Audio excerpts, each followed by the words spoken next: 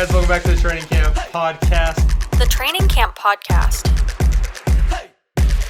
I got a new chair. With a multitude of guests. Can't say he's wrong, am I right?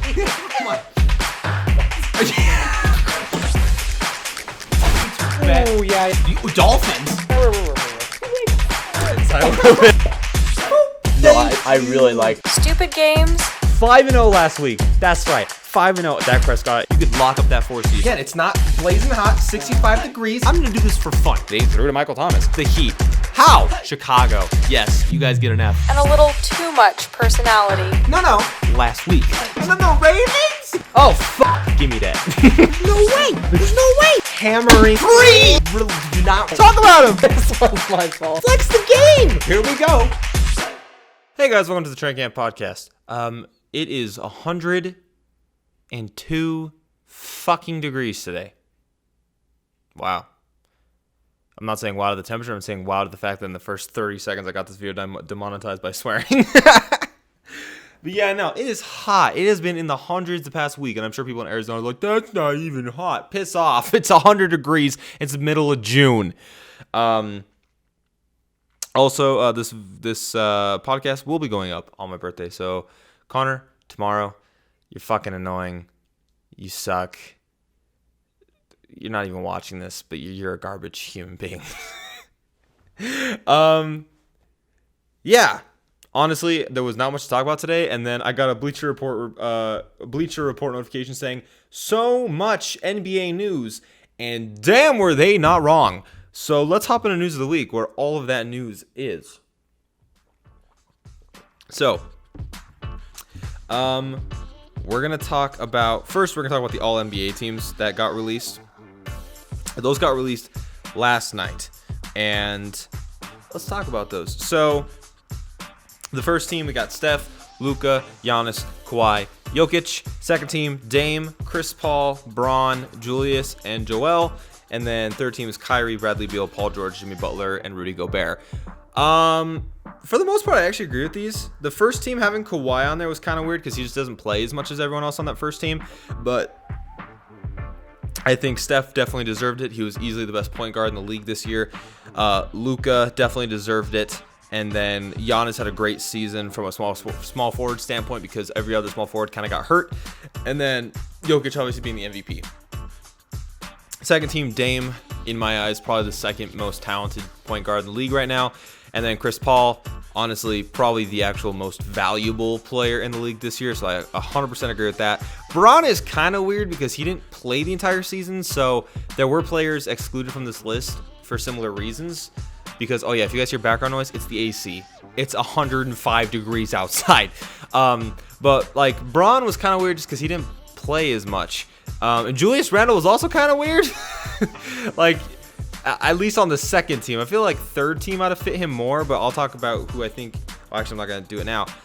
Japes, stop texting me on the podcast. God damn.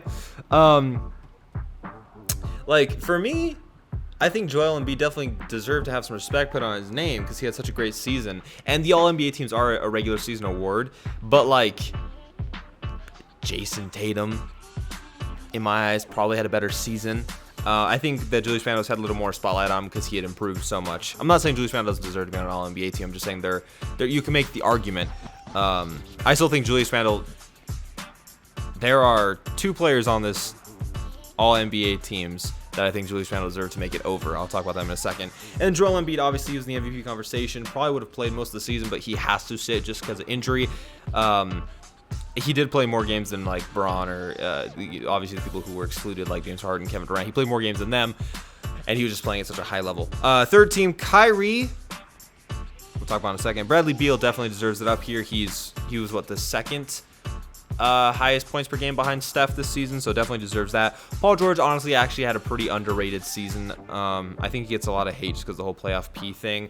Jimmy Butler, I'll talk about in a second, and Rudy Gobert. There's not many good bigs in the league right now, so I think Gobert definitely fits that. For me, I think the All-NBA team is more of like the All-NBA scoring team in my eyes. It's kind of how they vote on it. Because like you have the all defensive team, which Gobert definitely fits on. For me, I don't know why Gobert is on this list. But at the same time, like I can't think of. He's probably the third best center in the league. Because you have Jokic, Embiid. I'm not ranking them, just saying their names. Jokic, Embiid. Like Bam Adebayo's technically a center. But yeah, the center position is just so diluted. So he's probably easily the third. Hold on. I popped my knee. There it is. The third best center in the league. So that's probably why he made it. Yeah, Kyrie and Jimmy, I don't agree with, man. Jimmy, I think, definitely has a CP3 effect on teams where they get better because he's a good leader. But I don't know, just the way that he performed this season, it wasn't. I would have put Donovan Mitchell in instead of Jimmy Butler because we're seeing how valuable he was to that team in the regular season. I know the Jazz were able to win without him, but when he was in, the Jazz were just even more dominant. Like when he was out, there were concerns that the Jazz were going to lose that 1 seed to the Suns. So for me, I think Donovan Mitchell deserved that spot instead of Jimmy Butler.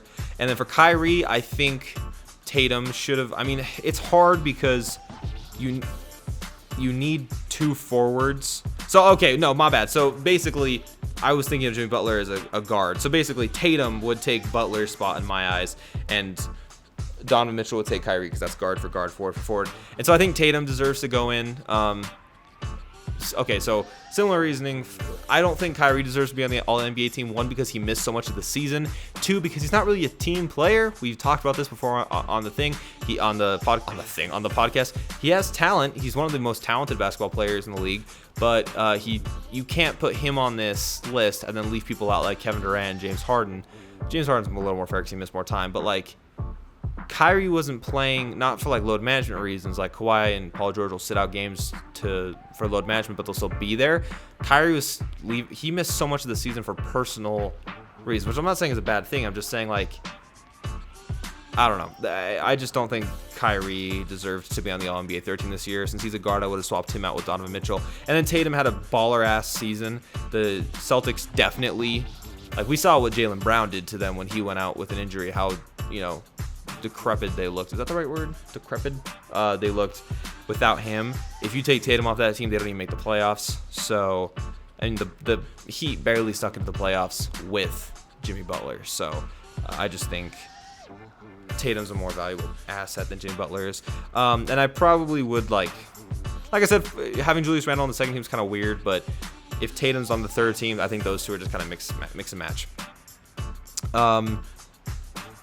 Other people who didn't make it, obviously, like James Harden. Russell Westbrook was talked about, but I don't think he really deserves to be up there. And then Zion's people talked about. Zion definitely had a great season. I think he was one that, like, maybe you could swap out with Julius Randle, but I think Julius Randle's had that growth, and Zion's going to be on the All-NBA team for the next 15 years, so we're fine there. Anyway, we spent, 7 minutes on that. So next, it was announced today that Kawhi is out indefinitely with a hamstring injury, which the Clippers fear may be a damaged ACL, which when he did come down on it, I was like, that is not good, because he just landed weird on I think it was his right leg. He just landed weird. That's never a good sign. We're going to talk about that more later, so I'm not going to spend too much time on that. Next, CP3 is out indefinitely as well due to COVID-19 precautions and regulations. This one, I mean, like I said earlier, like Chris Paul, because he was on second team, and I talked about how he definitely deserved it. He, in my eyes, was like the most valuable player. But like the MVP, I hate that it's called the most valuable, because valuable should imply to your team. And Jokic was obviously like one of the best players in the league, so like that's just a hard thing to talk about. But like if you take CP3 off of certain teams, they're not the same. Look at Oklahoma City this year. Look at Houston the year he left. I know they still won games, but they had James Harden. They looked different with Russell Westbrook. Look at when he left New Orleans, when he left the Clippers. He has an impact when he goes to teams. When he went to the Rockets, when he the Rockets almost unseated that Warriors team. When he went to the Thunder almost, who did they almost, I think was it the Lakers last year? No, who did they almost beat last year? They almost beat, I think it was the Lakers, and with that team, I mean, I think we went to 6, but still that series had no right going to right going to 6. This year with the Suns, the Suns were barely in the bubble last year. They did go 8-0, but like they barely even made it into the bubble, and were one of the worst teams in the West last year. And now they're the 2 seed, but almost were the 1 seed, unseeded LeBron and the Lakers, like swept the Nuggets and the MVP. So I don't know, man. I think CP not being on the court is going to be huge for them. I'm really curious how they're going to approach the game plan, just because he runs that court so well. By the way, this is going to be an all-NBA video, so for y'all that are here for Madden and like NFL news, I am so sorry. Here's your Madden NFL news. Madden released a video of two GOATs. It's for the cover, and we already know it's going to be Mahomes and Brady because, wow, voice crack at 21 in 12 hours. 20 years old. That was wild. But yeah, it's probably going to be Brady and Mahomes because we saw a video of them at an EA shoot together. So great. You guys are great at keeping secrets, EA, just like how you guys are great at fixing your game. Anyways, if you're curious about how to fix the game, I made a bunch of concept arts. Go check out that video. It's actually doing really well. And then lastly, last two things. Stan Van Gundy? Stan Van Gundy has been fired from, I was going to say Scott. Stan Van Gundy has been fired from New Orleans after 1 year. Kind of wild, because I honestly thought maybe they'd give him 3 to fix the team, but I guess the Pelicans are really hoping to change things now, which kind of makes, I can kind of see why, because like you have the Lonzo contract coming up. You want to develop Brandon Ingram and Zion to be the superstars of that team. You probably want to get a third star. I would not be surprised if they tried to go after Dame. I mean, every team's going to this year. There's going to be a lot of rumors about that, but I just thought they'd give him maybe more than 1 season. So, because we saw what Van Gundy did in Detroit with the Pistons a couple years ago, and they were a fun team to watch. And then the other coach that got fired was Scott Brooks, and again, does not surprise me. I mean, is there much to say? I think he's been kind of an underwhelming head coach. He underperforms. He has really good talent on his teams, but he just doesn't know how to utilize them. That's probably one of the teams that's going to end up blowing it up towards the end of the year. So we'll see what happens. Let's hop into the first thing, though, because I spent so much time on news of the week. I got to get a sip of water. Hold up. All right. So, yeah, I didn't talk about one thing that happened last night. KD went for 49. Oh, yeah, he probably shot like 30 to 40 shots. Nope. Yeah, he was 16 for 23. Oh, he probably was selfish. Nope. Yeah, triple-double. Oh, well, James Harden was probably hot, too, so they had to make a decision. Nope. James Harden had 5 points. Oh, James Harden must have gone out with injury. Nope. Played 45 minutes. Oh, KD probably didn't play. Nope. KD played the entire game. He played every minute. Oh, Harden probably only took 1 shot. Nope. He was 1 for 10. What the fuck? Kevin Durant might be the greatest scorer in the history of the NBA that I've ever seen. Yes, I'm talking in comparison to Kobe and in comparison to Michael. Because Kobe and Michael could score easily, yes. But if they dropped 49, it was on like 40 shots or 35 shots. Or like shooting 50% from the field, which is still really freaking impressive. 16 for 23. No, hold on. Hello? Calculator. Yeah, it's 70% from the field. I think he was almost 50% from 3. What the fuck? I will give a shout out to Jeff Green, who had 27, as well as Blake Griffin, who had 17. But I don't get it. I mean, and honestly, if we're being honest, KD did this in a harder scenario. I know Harden was on the court. That's what makes this a harder scenario. Harden only gives you 5 on 1 for 10 shooting wise. Harden's hurt, which makes him a further defensive liability, and he can't score. That basically means on defense you're playing 4 on 5. I'm not saying Harden's a bad defender, but when he's hurt, he is. Like, I think Harden's a better defender than people give him credit for. But when you're hurt, especially a hamstring, you're not going to play as very good. You're not going to play as good defense, which is, I think, why this game was as close as it was. Are you good, KD? Yeah, you are good. You're great. You're amazing at basketball. The one thing that confused me was they didn't put Giannis on KD, I don't think, at all in this game. Budenholzer, what the... Do you know that Giannis has won Defensive Player of the Year? Do you know that Giannis is actually like one of the best lockdown defenders in the league? Like, why wasn't he on KD all night? Giannis is essentially KD without a jump shot. He's just like a little bit better at finishing. I think KD doesn't finish as much anymore because he's worried about getting hurt. But they're both basically the same height. They're both basically 7-foot small forwards. And they're both extremely athletic and lengthy and long. Why wasn't Giannis guarding him?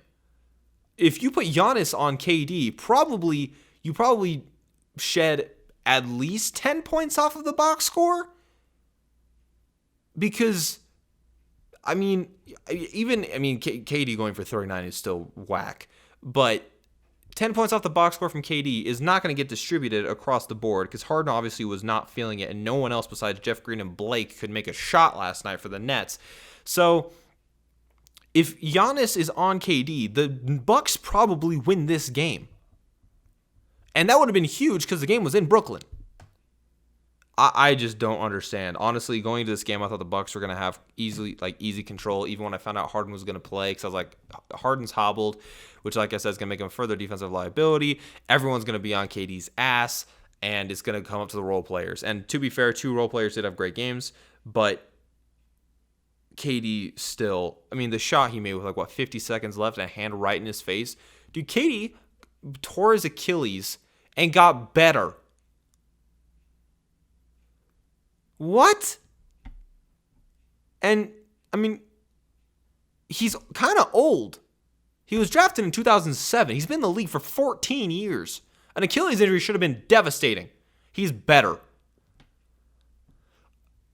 I don't know, man. The Nets right now, if I'm the Nets, I am not playing Harden in Game 6. I am confident. Oh, what's that? We were able to win and Harden dropped 5?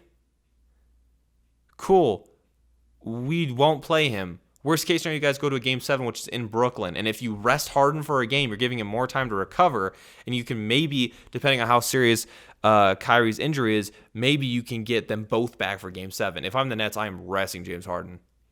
Because either you can further injure his hamstring and create a more defensive liability, or maybe you lose the game and you go to Game 7 with a healthier version of James Harden and a possibly healthy Kyrie Irving, as opposed to playing James Harden and him either further injuring or not giving his hamstring enough time to recover, which gives the Nets a more diminished James Harden in Game 7 if they want to play, if they go to Game 7.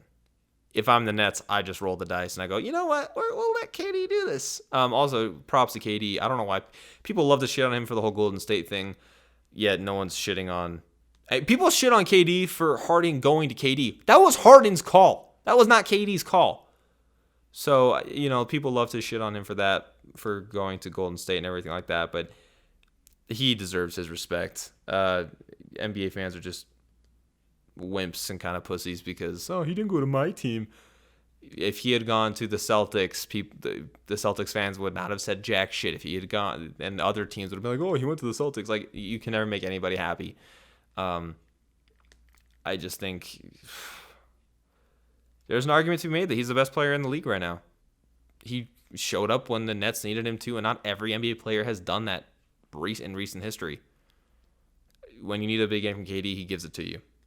And it's wild. He's doing it after an Achilles injury. I don't know, man. That's crazy. Cool. First leg of the podcast done. Next podcast, we're going to talk more in depth about the Kawhi injury situation, like I kind of teased in News of the Week, as well as, bringing back But I didn't do it. I don't think I've done it the last 2 weeks. So we'll talk about that. See you guys in a second. Welcome back to Train Camp Podcast. If you guys missed it, we talked News of the Week, and we talked about the Nets and Kevin Durant is not human. It's wild. Let's just hop right into the next segment. So Kawhi injured, possibly what the Clippers think is his ACL, and is for sure out for Game 5 and possibly out indefinitely. JP, you laughed at my text. Thank you. It's kind of a compliment, but the light switch being in frame and JP texting, death, taxes, those two things too. So, yeah, Kawhi possibly being out for the rest of the series. I think... So, I'm actually going to the Jazz game tonight. That's going to be so much fun. Shout out Allie for taking me for my birthday. Appreciate that. Looking forward to it a lot. If the Jazz don't win tonight without Kawhi, then you can kiss the season goodbye for the Jazz because they should win this game easily. Kawhi being injured has more impact than AD being injured on the Lakers, possibly than CP being injured on the Nets, which we'll talk about in a second, and more than Harden and Kyrie being injured on the Nets, apparently, because KD's a god. Let me tell you guys why. Honestly, in my opinion, the Jazz should be able to... If Kawhi is indeed out for at least 2 games minimum, the Jazz should win this series. Even if Kawhi's out for 3 games.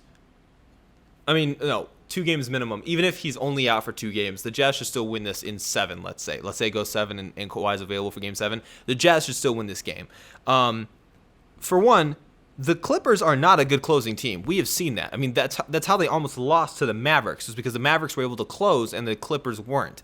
I will say in the last 2 games, the Clippers have been pretty good at closing because of Kawhi Leonard. Not just offensively, but defensively. I mean, Kawhi Leonard is the most important piece to the Clippers easily. All defensive team, yes. All NBA team, yeah. Deserving and deservedly so, yes. He knocks down shots almost as easily as Kevin Durant does, or as we've been seeing in the playoffs, as CP3 does. And then he'll just run to the other side and lock down your best player. So losing that, who are you going to start? I mean, the Lakers have already been playing small ball against the Jazz, which I don't know how the Jazz have been able to exploit that because you have a 7-2 center. But now, I mean... The Clippers' depth is mostly made up of players who are good on defense, not offense. So what? Do you bring in an extra guard? Do you bring in Rondo to start and then go extra small? Or do you bring in another forward to defend but not be able to shoot? I don't know what the Clippers do here because... Like I said, Kawhi will then go and lock down your best player, and he has been a lockdown defender this series, guarding Donovan Mitchell. They've been doing a great job double teaming, but Donovan's still popping off. So are you gonna put PG on Donovan? Okay, cool. Who's gonna cover Bogdanovich in the corner? Oh, you have him covered with Mark. I don't understand. I didn't talk to you. Are you gonna put Marcus Morris on him? Okay, cool. What about? Jordan Clarkson. Oh, you're going to put another defender on him? Okay, cool. Royce O'Neal. You're running out of players. Oh, you have him covered. Okay, cool. You're just going to have someone else on the starting line. Makes sense. How about the 7-foot god in the paint? You'll figure it out with Zubac. Okay, fine. Okay, cool. What about when the depth comes? Who's going to fill your guys' bench? The Jazz have probably, honestly, arguably the best bench in the league. Especially when they get Mike Conley back, because they'll be giving Jordan Clarkson less starting minutes, and he'll be coming off the bench and providing a spark. And Conley is out for Game 5. It has been announced, which the Clippers should be thankful for, because if Conley was playing this game, that'd be a nail in the coffin. I don't get it, man. The Clippers might make adjustments, and it might slow the Jazz down offensively and limit their scoring ability, but they're not going to be able to score. Okay, cool. Or oppositely, let's say they bring in Kennard. Okay, who's now a defensive liability. That's the thing. I mean, you're either bringing... The Clippers' depth is really interesting because you either have a pretty good offensive player who can't play defense, or you have a pretty good defensive player who can't play offense. They don't have that balance. I think Reggie Jackson, who's not really a bench player right now, has shown that he can kind of be a little bit of both. Rondo, we haven't seen in the postseason, but he's not very good offensively. Luke Kennard's pretty good offensively, not very good defensively. I mean, I don't know why they've been playing more Boogie. It's because they've been going small. That's most likely why. Zubac is pretty much been a defensive liability. Boogie could be an offensive help, but possibly a defensive liability just due to conditioning. JP, Give me something to. You're actually a great guy. I don't know why I got mad at you. Shout out JP. What a supportive friend. Love you. He's coming to the game tonight. It's gonna be a fun time. Hopefully. I don't know. We'll see what happens. Dude, the Jazz. If you guys blow this is worse than being up 3-1 last season. I thought I'd be able to talk for this for longer, but the more I think about and then, I mean, the Jazz have the easiest path to the finals, right? Because now CP3's out indefinitely. Paul George, like I said, people give him a little too much crap, but he can't carry this Clippers team. And Paul George has been good in the playoffs. He had like 2 bad games, but he's been good in the playoffs. They're going to need Paul George to go for 50. Seriously. I mean, you're not going to get... I doubt you're going to get another 30-point game from Reggie Jackson. You're not going to get a game like that from Luke Kennard. Not going to get a game like that from Zubac. You're not going to get a game like that from Marcus Morris. You're not going to get a game like that from Patrick. Patrick Beverley definitely won't. He might give you some help and just annoyance on defense, but he's not going to give you points. Like, who's your 2 now? Reggie Jackson? Marcus Morris? Like, I don't know, man. Let's hop into But I Mean. So, I got 3 of these this week. They're all basketball related. This is a really fun basketball episode. Not much happened in football. Julio got traded to the Titans, but everyone talked about that, and I missed that because last week was wild. Anyway. But I mean, number 1. I know the Nets somehow have figured out the Bucks, even without Harden and Kyrie and only Kevin Durant somehow. But I mean, why can't the Bucks win this series still? I mean, if Harden is hurt and plays how he did last night and Kyrie misses the rest of the series, just put Giannis on KD. Like I said, that should take 10 points off of the board, minimum. JP, goddamn, blowing up my phone. I mean, but if Harden plays next game, put Drew Holiday on Harden, and then you put Giannis on KD, and let the role players beat you. If I'm the Bucks and I lose this series, it's because the role players beat me. But right now, the Bucks have the upper hand. So I still think the Bucks can do this, but apparently the Nets are just on another level with Kevin Durant right now. But I mean, number 2, I know the Sixers have more depth and experience and star power than the Hawks. But I mean, why can't Atlanta pull this off, man? I was talking to Kylie about this. I thought that putting Ben Simmons on Trae Young would end the series. And in game 2 and 3, it sure as hell seemed like it. But then game 4, dude, Ben Simmons is a liability on offense. If I am the Sixers, by the way, I'm trading Ben Simmons at the end of this season. Don't care. I will package Ben Simmons in a first, because that first is probably going to be in the 20s, pick-wise. Yeah, I'm trading those for possibly like a Damian Lillard. Or, hell, I would do a straight-up Kemba for Ben Simmons trade, because at least Kemba will shoot. So, I mean, with how Ben Simmons has been offensively, I know he's scared to take a shot, and he won't even improve his game at all. Like, he's been great defensively for the most part. I mean, Trae Young did end with like 17 assists last game, but still. The Hawks, man, they got a fight in them. I don't understand. I mean, it's genuinely blown my mind. I had the Knicks winning the first series, so I was wrong about that. And then somehow the Hawks, I thought that once the Sixers, I had a total brain fart. Once the Sixers went up 2-1, I was like, okay, cool, this series is over. Like, it's going to probably just go 6. Or it's probably going to go 5 and just be 4-1. Maybe I'm wrong and the Sixers win the next 2 games, but I don't know, man. The Hawks look good. Damn, bro. Oh. Aaron Rodgers still wants out. That's crazy. All right, but I'm at number 3. This has been a really chaotic second leg. I know CP3 has been vital to the team's success, and we've seen that the Suns do not play the same, and they're a completely different team on the court when he's not there. But I mean, why can't the Suns still win the West? I mean, you still have two rising stars, and I'm going to call DeAndre Ayton a star now because he has been playing out of his fucking mind in the playoffs. Like, out of his mind in the playoffs.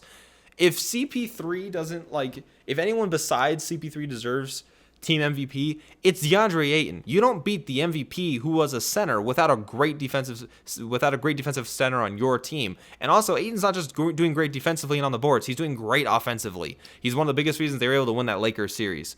So I mean, you got D Book, you've got DeAndre Ayton, and honestly, like I was saying, the Jazz have possibly, like, arguably the best bench in the league. I think the Suns are in that argument as well. Cameron Payne, maybe start him. Johnson off the bench has been really, really good too. Jay Crowder's been finding his flow. I mean, you can still have CP in the building. I mean, just kind of treat him as a coach. Oh, no, you can't. It's COVID. Shit. Well, can't do that. But, I mean, they have the star power, man. Especially, like, if the Clippers somehow win this series without Kawhi and Kawhi is still out, then I think that Phoenix could beat the Clippers with a healthy Kawhi in 6. That was, I should say, with a healthy CP.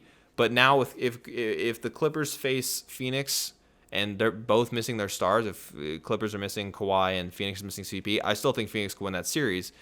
So anything's possible, man.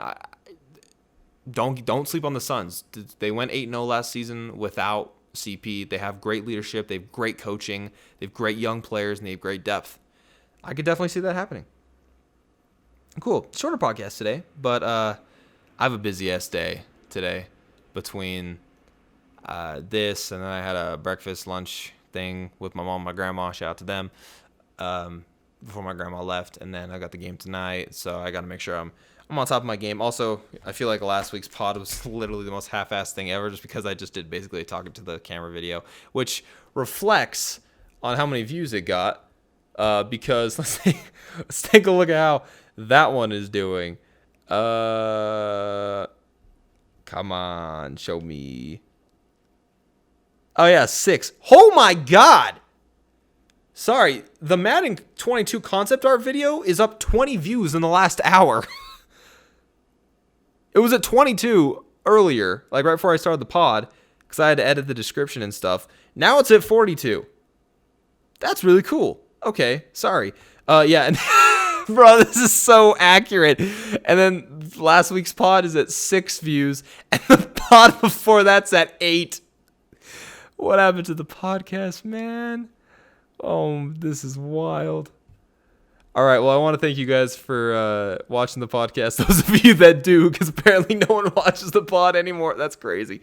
But if you guys are new here, podcast every single Thursday at 12:30 Mountain Standard Time. So that's what, 2:30 Eastern Time?